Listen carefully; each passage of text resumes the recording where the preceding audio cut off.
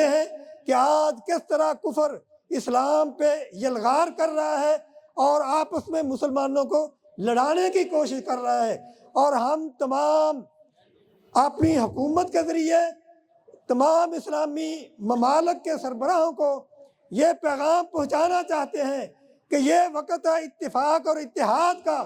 آپ اتفاق سے اس اپنے مشترکہ ظلم کا مقابلہ کریں اور مشترکہ ظلم کو نصیحت یعنی ایسی عبرت سکھائیں کہ آئندہ کسی مسلمان ملک پہ وہ حملہ آور نہ ہو سکے۔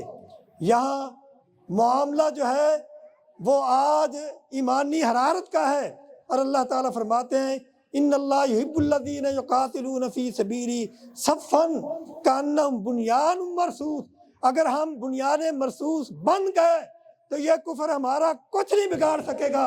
اگر ہم بکھرے رہے تو ایک ایک کر کے یہ ہمیں ختم کرنے کی کوشش کرے گا۔ بھائیو، آج کی عید کا یہی پیغام ہے کہ آپ اتفاق اور اتحاد سے رہیں اور اپنی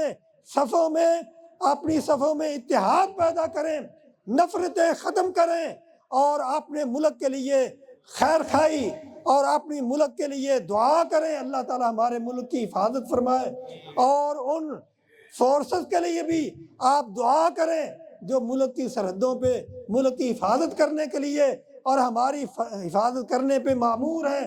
اللہ تعالیٰ ان کی بھی حفاظت فرمائے، ان کی بھی مدد کرے۔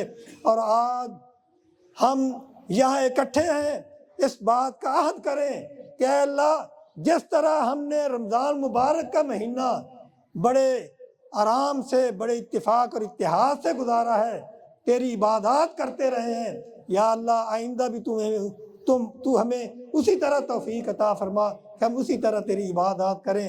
کیونکہ عید جو ہے وہ نئے کپڑے پہننے کا یا اچھا کھانا کھانے کا نام نہیں ہے۔